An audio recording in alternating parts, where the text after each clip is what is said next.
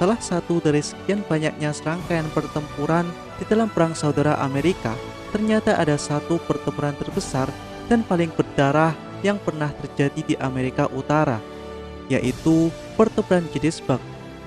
Sebuah pertempuran yang terjadi di sekitar kota Gettysburg, Pennsylvania pada tanggal 1-3 Juli tahun 1863.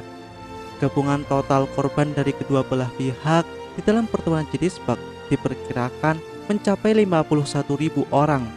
Pertempuran Gettysburg juga seringkali disebut sebagai pertempuran titik balik kemenangan Union di dalam Perang Saudara Amerika, di mana satu hari setelah pertempuran Gettysburg, atau tepatnya pada tanggal 4 Juli, pasukan Union di teter barat dapat menduduki Vicksburg, Mississippi.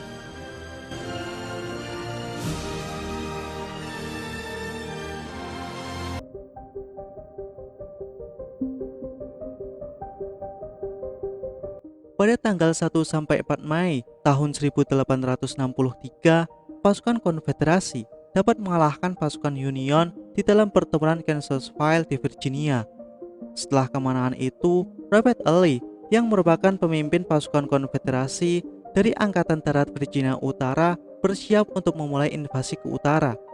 Sekitar 72.000 pasukan Konfederasi melintasi Sungai Potomac menuju Maryland dan Pennsylvania.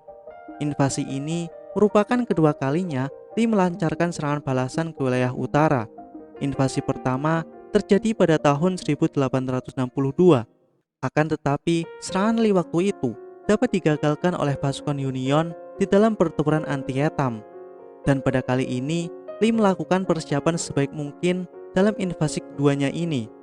Selain itu, invasi Lee kali ini memiliki peran yang sangat penting bagi Konfederasi, di mana 72.000 pasukannya dapat mengancam kota-kota penting Union, yakni Washington, Philadelphia, dan Baltimore. Dengan serangan itu juga, maka dapat memungkinkan untuk memperkuat gerakan perdamaian yang berkembang di utara, serta untuk memberikan jeda bagi serangan Union, karena pada waktu itu, di barat, Konfederasi sudah terkepung di Vicksburg di Mississippi. Angkatan Darat Virginia Utara merupakan saingan berat tentara Potomac dari Union di teter timur. Tentara ini kebanyakan berasal dari orang-orang Virginia di bawah kepemimpinan Robert E. Lee. Pada awalnya, pasukan ini terdiri dari dua korps.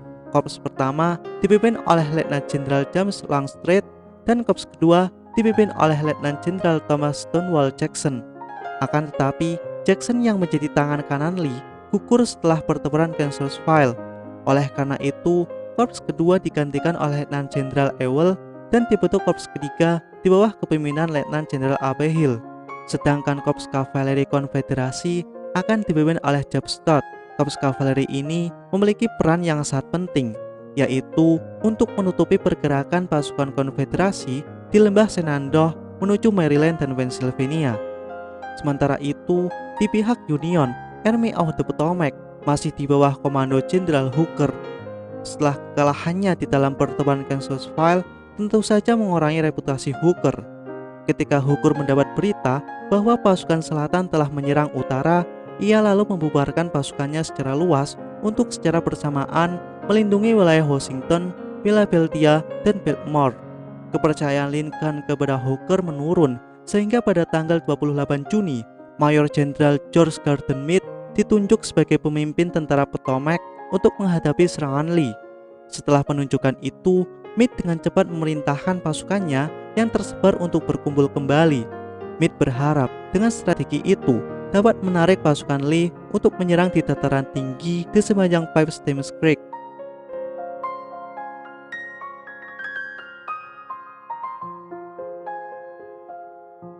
Pada pagi hari, tanggal 1 Juli, Mayor Jenderal Henry Heath dari Korps ketiga mengirim 7.500 pasukan divisinya ke Chambersburg Pike untuk menuju Gettysburg.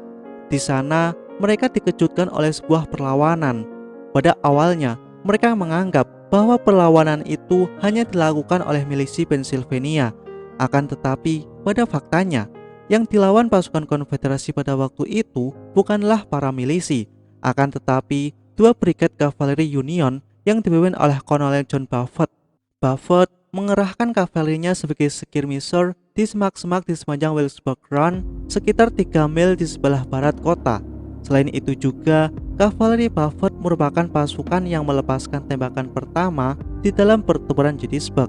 Tujuan Buffett menyerang pasukan infanteri konfederasi dengan menggunakan korps kavaleri kecil adalah untuk menunda pergerakan infanteri konfederasi, di mana hal tersebut bertujuan untuk mencegah pasukan konfederasi untuk menduduki posisi pertahanan yang kuat di selatan kota, yaitu di Cemetery Hill, Cemetery Ridge, dan Copp's Hill.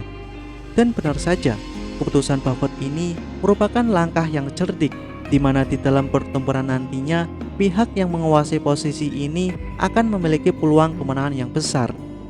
Tujuan utama kavaleri Buffett adalah untuk menahan sementara pergerakan infanteri konfederasi sambil mundur secara perlahan-lahan. Tak lama kemudian, sedikit demi sedikit, pasukan Union tiba untuk membantu melawan pasukan konfederasi. Pasukan yang pertama kali tiba adalah Brigade Resimen Barat yang dikenal sebagai Iron Brigade atau Brigade Besi, dengan ciri khasnya yaitu dengan menggunakan topi hitam. Selain itu juga, kedatangan infanteri Union di bawah kepemimpinan Jenderal John Reynolds yang dengan cepat mengambil alih pertahanan di sisi kiri, sedangkan pertahanan di sisi kanan dipegang oleh Jenderal Howard. Pada siang hari, hampir semua tentara korps ketiga konfederasi melakukan serangan ke kota Gettysburg. Selain itu juga, kedatangan korps kedua konfederasi menyebabkan serangan pasukan konfederasi semakin kuat sehingga dapat mendesak pertahanan pasukan Union. Di sisi kiri kubu Union, pasukan Reynolds melawan dengan gigih hingga membuat Jenderal Reynolds sendiri tewas di hari pertama pertempuran. Melihat posisi Union di sisi kanan dan kiri mulai runtuh, Howard memerintahkan pasukannya mundur ke kota dan kemudian mengambil pertahanan ke dataran tinggi di selatan kota, yaitu di Cemetery Hill. Dari markas besarnya di Tennyson, Meade mengirim Mayor Jenderal Hancock untuk mengambil alih komando di Gettysburg. Dan untuk menentukan apakah di Gettysburg merupakan tempat yang tepat untuk pertempuran yang besar. Dengan melihat kondisi medan, Hancock menilai jika tempat tersebut cocok untuk pertempuran besar. Pada malam hari itu, semua pasukan Union ditarik mundur dari kota Gettysburg, yang mana mengakibatkan 4.000 korban di pihak Union. Ketika melihat pasukan Union mundur ke Cemetery Hill, Lee memahami potensi pertahanan yang kuat jika Union mempertahankan posisi yang tinggi itu. Oleh karena itu, Lee mengirim perintah kepada Jenderal Ewell untuk menyerang Cemetery Hill. Akan tetapi, perintah ini tidak dilakukan oleh Ewell karena anak buahnya sudah kelelahan. Keputusan Ewell inilah yang dianggap oleh para sejarawan sebagai peluang besar yang terlewatkan, karena memberikan waktu untuk Meade untuk memperkuat pertahanan di perbukitan.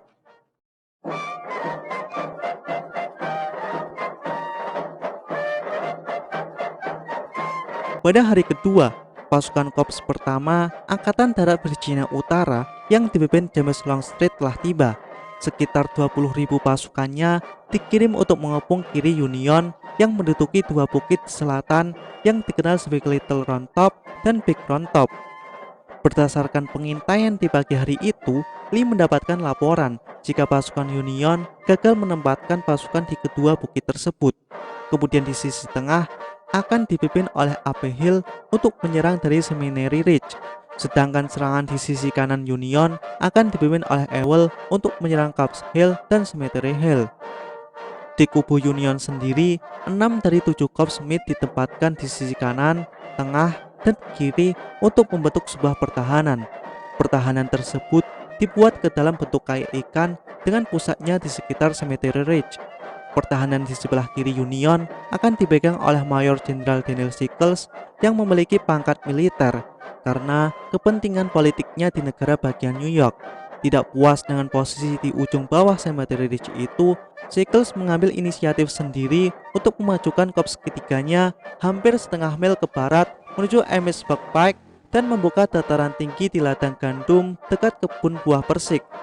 Langkah yang melanggar perintah ini tentu sangat berbahaya bagi pertahanan Union. Pasukan Longstreet kemudian menyerang pasukan Sickles di 3 tempat, yaitu di bebatuan Devil's Den, ladang gandum, dan kebun buah persik. Untuk mengatasi kesalahan Sickles, Meade mengirim Korps ke-5 dan sebagian dari Korps ke-6 untuk memperkuat sisi kiri Union. Kemudian, pertarungan terus melebar hingga ke Little Round Top. Sekitar pukul setengah 5, orang-orang dari Alabama, Texas, dan Arkansas dari divisi John Bell Hood mulai mendaki bukit terjal dari arah barat. Tujuannya adalah untuk mendapatkan belakang garis Union. Akan tetapi, serangan ini baru dilakukan ketika waktu sudah sore, karena jika mereka tiba 2 jam lebih awal, maka kemungkinan pasukan konfederasi tersebut akan mencapai ketinggian tanpa perlawanan.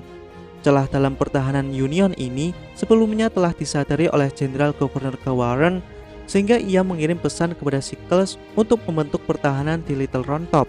Akan tetapi, pesan ini tidak ditanggapi oleh Sickles. Akhirnya, Warren mengirim pesan kepada Kolonel Strong Vincent yang merupakan komandan Brigade ke-3 Divisi Pertama dari Korps ke-5 Union. Vincent menerima perintah tersebut dan kemudian menempatkan pasukannya untuk membentuk pertahanan di lereng barat dan selatan Little Round Top. Pada waktu itu, nasib seluruh tentara Union berada di pundak 4 resimen. 4 resimen tersebut yaitu Pennsylvania ke-83, New York ke-44, Michigan ke-16, dan Maine ke-20. Perintah Vincent adalah untuk memegang tanah ini dengan segala cara. Pada pukul 6 sore, hampir 650 pasukan dari Alabama ke-16 menyerang sisi paling kiri pertahanan di Little Round Top. Pertahanan di sisi kiri Union pada waktu itu dipegang oleh resimen Maine ke-20 yang dipimpin oleh Kolonel Joshua Cumberland. Setelah 1 jam terjadi pertempuran yang sengit, hampir semua pasukan Cumberland kehabisan amunisi. Melihat kondisi tersebut, Cumberland segera memerintahkan untuk melakukan serangan bayonet. Dirinya melihat peluang jika pasukan Union yang berada di tempat tinggi tersebut memiliki kesempatan untuk melakukan serangan balasan. Serangan tersebut berhasil dan membuat resimen Alabama ke-15 dan ke-47 mundur. Sedangkan serangan di sisi kanan Union, pasukan Ewell telah maju dari sekitar kota Gettysburg untuk menyerang Caps Hill dan Cemetery Hill. Selama 1 jam pasukan Ewell berjuang melintasi tanah kasar hingga dapat mencapai ketinggian. Hal tersebut menyebabkan meriam dari pasukan Union tidak bisa menembakkan peluru lagi. Pasukan Ewell kemudian dapat memukul mundur pasukan Korps ke-6 Union. Di Cemetery Ridge, Hancock mengirim resimen Indiana ke-14 dan Virginia Barat ke-7 untuk memperkuat pertahanan di Cemetery Hill. Pasukan bantuan tersebut tiba ketika hari sudah gelap. Pasukan tersebut dapat menahan serangan musuh dan membuat pasukan konfederasi mundur kembali. Ketika hari kedua pertempuran Gettysburg berakhir, Meade memanggil para komandannya untuk membentuk dewan perang. Dalam pandangan Meade sendiri, ketika pasukan konfederasi di hari kedua menyerang sisi kanan dan kiri, maka Meade percaya jika di hari ketiga pasukan konfederasi akan menyerang pusat pasukan Union yang berada di Cemetery Ridge. Dan nantinya tebakan Meade itu ternyata benar.